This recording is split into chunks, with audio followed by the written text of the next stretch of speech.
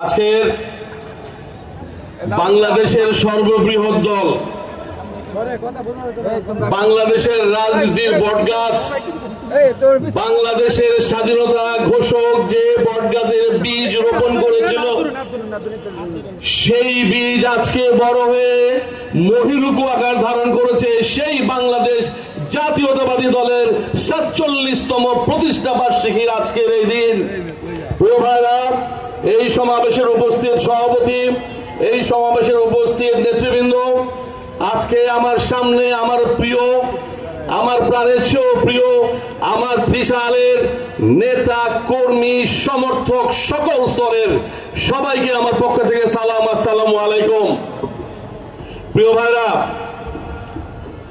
একটা কথা না বললেই নয়, সেটা হলো আমাদের আজকের এই সমাবেশ আমরা কিন্তু করেছি আমাদের এই উৎসব মুখর পরিবেশের তৈরি করার জন্য। রাজনৈতিকভাবে গত ১৭ বছর আমাদের দলের নেতৃবৃন্দ, কর্মীরা যে নির্যাতন, অত্যাচার, জুলুম, যে মামলা, হামলা, হুলিয়া সমস্ত সহ্য করে এই দলটাকে শক্তভাবে আঁকড়িয়ে ধরে রেখেছিল, তাদের উদ্দেশ্যে ডেডিকেট করার জন্য, তাদেরকে দেওয়ার জন্য আজকের এই প্রতিষ্ঠা বার্ষিকীর আলোচনা এবং সাংস্কৃতিক অনুষ্ঠান। প্রিয় ভাইরা, আমি জাতীয় পর্যায়ের দুই একটা কথা বলে আমি আমার বক্তব্য সংক্ষেপে শেষ করব।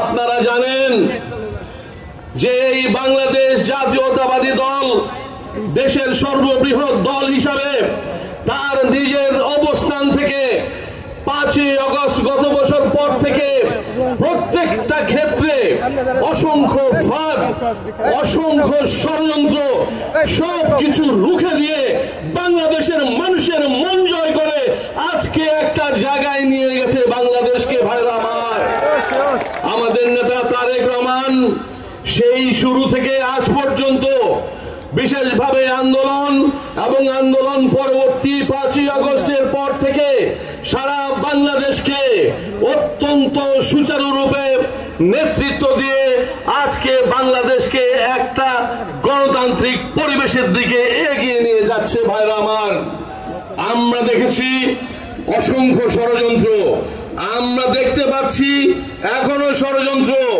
আবার আমরা দেখতে পাচ্ছি এই ষড়যন্ত্র ভেদ করে আশার আলো, নির্বাচনের রোডম্যাপ, নির্বাচনের তারিখ, নির্বাচনের সকল কর্মসূচি ঘোষণা করা হয়েছে। ভাইরা আমার, দুই একটা দলের, ছোট ছোট দলের ষড়যন্ত্রের মধ্যে পড়ে এই বাংলাদেশের মানুষ অথবা বাংলাদেশ জাতীয়তাবাদী দল কখনোই তাদের কাঙ্ক্ষিত এবং অভিষ্ট লক্ষ্যে পৌঁছানোর রাস্তা থেকে সরে দাঁড়াবে না। সেই জন্য আপনারা দেখেছেন ইতিমধ্যেই একটা পরিবর্তনের হাওয়া। এই পরিবর্তনে আমাদের সুযোগ্য এই দলের নেতৃবৃন্দ তাদের অত্যন্ত পরিষ্কার, আজকে সকল সংস্কারের মূলে এই বিএনপি ঘোষিত, তারেক রহমান ঘোষিত ৩১ দফা কর্মসূচি আজকে সংস্কারের মূল চাবিকাঠি হয়েছে। প্রিয় ভাইরা আমার, এইটাকে সামনে রেখে যত ষড়যন্ত্রই হোক, আপনারা দেখতে পাচ্ছেন এই ষড়যন্ত্র অংশ হিসাবে আমরা তীব্রভাবে নিন্দা জানাই নুরুল হক, নুরুর উপর নির্যাতন। আমরা একইভাবে অত্যন্ত আশা ভরে সাধুবাদ জানাই এনসিপির আগামী ভবিষ্যতের নেতৃবৃন্দকে। তারা অবশেষে বাংলাদেশ জাতীয়তাবাদী দলের সাথে তাদের সংহতি প্রকাশ করেছে। সুতরাং কথা কিন্তু খুবই পরিষ্কার, আবহাওয়া খুব পরিষ্কার, ষড়যন্ত্রের কোনো জায়গা কিন্তু ভাই আর থাকবে না। আসুন, নির্বাচনে বিএনপির সাথে পতাকা তলাও আসতে পারেন, আর আলাদাভাবে কয়েকটা সিটের জন্য আন্দোলনে গিয়ে ওই নির্বাচনেও যেতে পারেন, কিন্তু আমাদের কথা এই বাংলাদেশের মানুষ তাদের গণতান্ত্রিক অধিকার প্রয়োগ করার জন্য দীর্ঘদিন অপেক্ষার পরে আগামী ফেব্রুয়ারিতে ইনশাআল্লাহ তারা ভোট দিবে। সারা বাংলাদেশের সাধারণ মানুষ, জাতীয়তাবাদের শক্তি সহ সকল মানুষ অপেক্ষায় আছে এই দেশে একটা গণতান্ত্রিক সরকার প্রতিষ্ঠা হবে। ভাইরা আমার, আমরা বলতে চাই ত্রিশালের প্রেক্ষাপটে ত্রিশাল বাংলাদেশ জাতীয়তাবাদী দলের ঘাঁটিতে পরিণত হয়েছে। এখন আপনারা দেখেছেন গত 5 তারিখে আমরা 60,000 লোকের সমাবেশ করেছি এই ত্রিশালে। আমরা মনে করি ত্রিশালের ভোটার 4 লক্ষ। আমরা যদি বৃষ্টি বাদ দেই, মানে আবহাওয়া খারাপের কথা বাদ দেই, আমরা খুব সহজেই এই ত্রিশালের 1 লক্ষ মানুষ ভোটারকে আমরা ইনশাল্লাহ আমাদের পক্ষে ত্রিশালে হাজির করতে পারব। এই 1 লক্ষ ভোটার পুরুষ, তার মানে হচ্ছে আরো 1 লক্ষ পরিবারের মহিলা সদস্য সহ সকলে বাংলাদেশ জাতীয়তাবাদী দল ত্রিশালের পতাকা তলে ঐক্যবদ্ধ অবস্থায় আছে। ভাইরা আমার, ভোট হলো 4 লাখ, 2 লাখ আমাদের সাথে মিছিলে। কিছু লাগে আর আপনাদের মনের শক্তি আছে? আপনাদের শক্তভাবে বলেন, 2 হাত তুলে, ত্রিশালের শক্তি। এই হচ্ছে ত্রিশালের শক্তি। 2 লক্ষ ভোটার আপনাদের পেছনে আছে।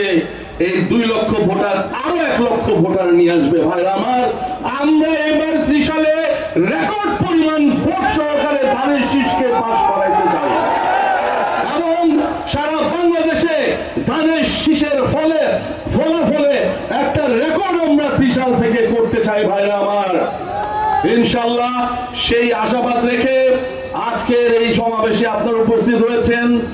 আমি অনুরোধ করব, বিশেষ করে যুবক ছাত্ররা যারা আছো, আমি মনে করি তোমাদের যারা এখানে স্বেচ্ছাসেবকের কার্ড পরে আসো, আমাদেরকে চেহারা দেখানোর দরকার নাই।